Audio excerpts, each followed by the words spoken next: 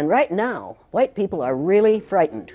If you don't understand the destruction of Planned Parenthood offices, and you don't understand the wall that we're going to build on the southern border of the United States, you haven't read the book The Birth Dearth by Ben Wattenberg. Ben Wattenberg was a brilliant Jewish man who was a member of the American Enterprise Institute, and he wrote a book, the first paragraph of which says, "The main problem confronting the United States today is there aren't enough white babies being born in this country." He was an advisor to presidents of the United States. He wrote the book in 1987. He says if we don't change this and change it rapidly, white people will lose their numerical majority in this country, and this will no longer be a white man's land. Now, I'm not misrepresenting this. I'm telling you almost exactly what he says. He says there are three things we can do to solve this. Number one, we could pay women to have babies, as they have been doing in Western European nations for years. Then he says, and these are his words, not mine, unfortunately, we would have to pay women of all colors to have babies, so we don't want to do that. He says the second thing we could do is increase the number of legal immigrants that are allowed into this country every year. Then once again he says, unfortunately, the vast majority of those wanting to come to this country today are people of color, so we don't want to do that. The third thing he says, and white women had better pay attention to this, 60% of the fetuses that are aborted every year are white. If we could keep that 60% alive, that would solve our birth dearth. Does that sound like racism to you? Can you talk a little bit about the trauma associated with? The trauma associated with it? Yeah. One of the main traumas is it tells white people that they are superior because of the lack of melanin in their skin. And then they find out suddenly that we've got a black president. That's traumatic. That's where the trauma is. Living a lie, finding out the truth, is traumatic. Finding out now, recently, that within 30 years, white people will be in the numerical minority in this country is going to be traumatic. White people are scared to death right now, particularly white males. They're scared to death that they are going to lose their power in the future. And they are. But if you want to get ready for the future, if you want to be treated well in the future, treat others well in the present. What we do in the present constructs the future. We called the Japanese, and you'll pardon me, but this is what we called them, slant-eyed little yellow We didn't say that about the Germans. After the war, we rebuilt Germany and Japan, and we get along beautifully with the Japanese. That was in 1945 that we finally won that war. How many years ago was that? Figure that out quickly. I'm not a math person, but... You're not a math person, but you know it wasn't that far. Right. And it didn't take 50 years for us to have peace with the Japanese and the Germans, even though we dropped 2 atomic bombs on Japan. The Japanese hadn't killed 10 million people. Nowhere near that. We didn't drop any bombs on Germany, any atomic bombs on Germany. They were a different kind of people. We couldn't afford to do that. We killed how many Japanese people with 2 atomic bombs? And they forgave us. You want to talk about forgiveness? You want to talk about changing this thing? I cannot understand how Japanese people can stand the sight of any of us, and yet they do. I cannot understand why black people who have been subjected to the ugliness that they've been subjected to in this country can get up every morning and go to work among us and not be absolutely furious.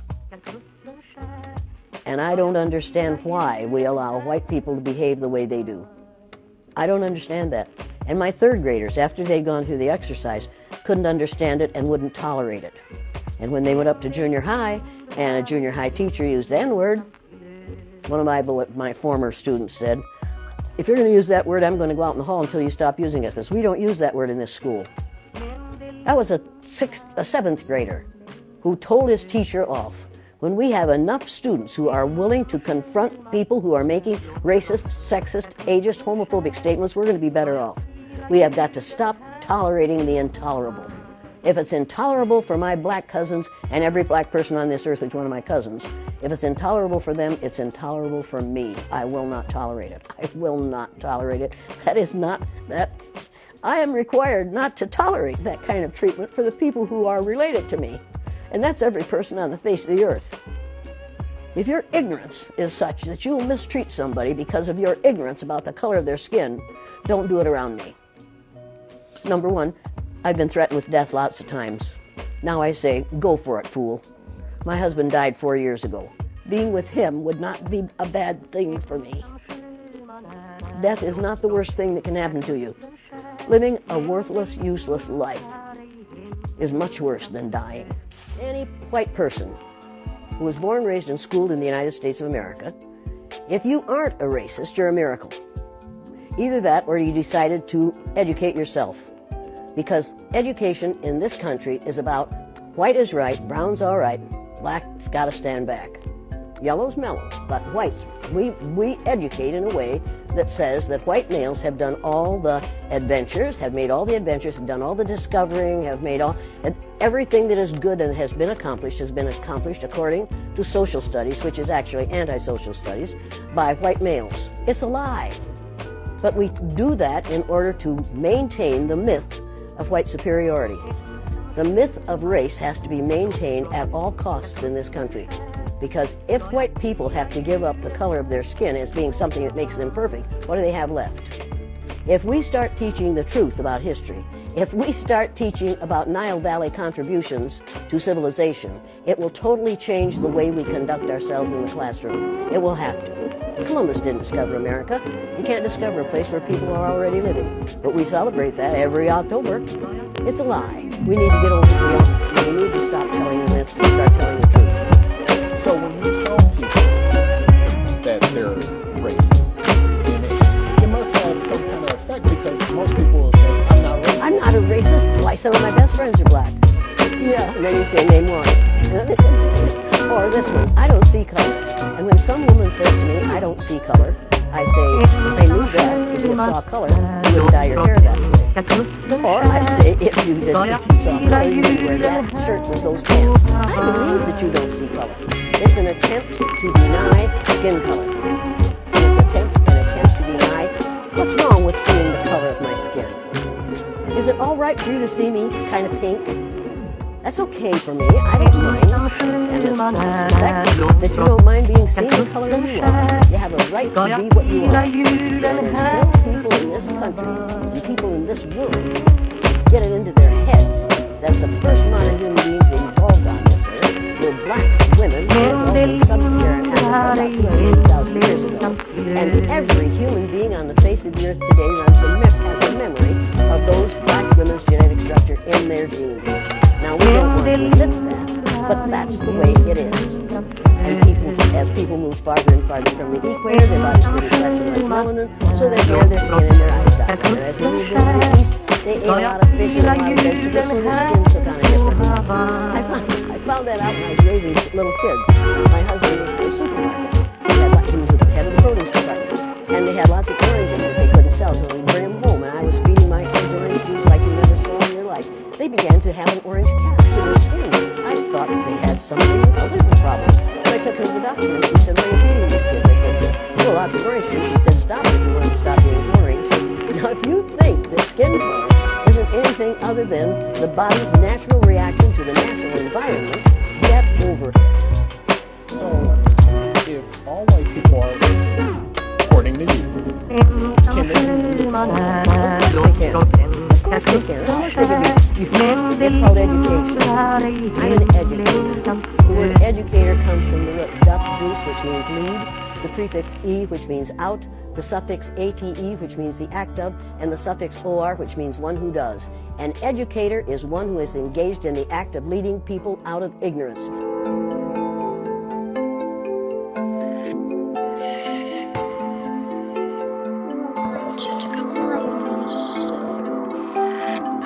I'm concerned, since we met you people 500 years ago, look at us. We've given everything.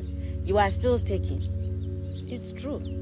I mean, where would the whole Western world be without Africa? Our cocoa, our timber, our gold, our diamonds, our platinum, our whatever. Everything you are is us. I am not saying it, it's a fact.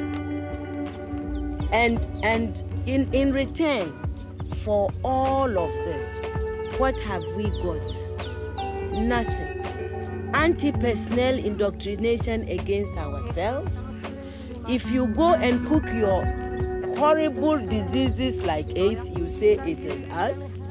You brought us tuberculosis. We didn't have this big cough until white people came here. In exchange for Africa giving Europe 500 solid years of our people, I mean not Europe, the Western world, of our human beings to work your canes, to dig your gold, to take in gold itself, diamond, I mean, you know, fish, peanuts, palm oil, everything. In exchange for that, we have got nothing. Nothing. And you know it. Nothing. And you look upon, you know, white folks look upon us like monkeys. It is true. It's in your literature. Hey, you know, some of your best thinkers have said this about us. Have you heard of all these Germans? Have you heard? Okay. Yes. They said, Lord Burton, people like that, they said, we don't even have the brain of animals. That's what we've got from you people. But don't you think that this is over now? Over where? Is it over? Who said that 8 came from the green monkey? Is it over? Is it over? Well, if this is your impression, do you think that you can ever forgive us? It's not a question of forgiveness. I have nothing against you. My point is that you did and you are doing for your survival what is necessary. We can't blame you for that. The fact that we didn't do enough for our own survival and we are still not doing enough for our survival, that is not your problem.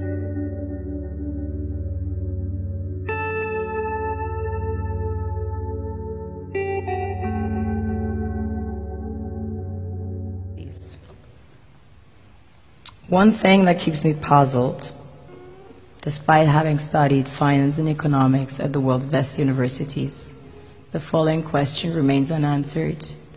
Why is it that 5,000 units of our currency is worth 1 unit of your currency, where we are the ones with the actual gold reserves? It's quite evident that the aid is in fact not coming from the West to Africa, but from Africa to the Western world. The Western world depends on Africa in every possible way, since alternative resources are scarce out here. So how does the West ensure that the free aid keeps coming? By systematically destabilizing the wealthiest African nations and their systems, and all that backed by huge PR campaigns, leaving the entire world under the impression that Africa is poor and dying and merely surviving on the mercy of the West. Well done, Oxfam, UNICEF, Red Cross, Life Aid, and all the other organizations that continuously run multi-million-dollar advertisement campaigns depicting charity porn to sustain that image of Africa globally. Ad campaigns paid for by innocent people under the impression to help with their donations.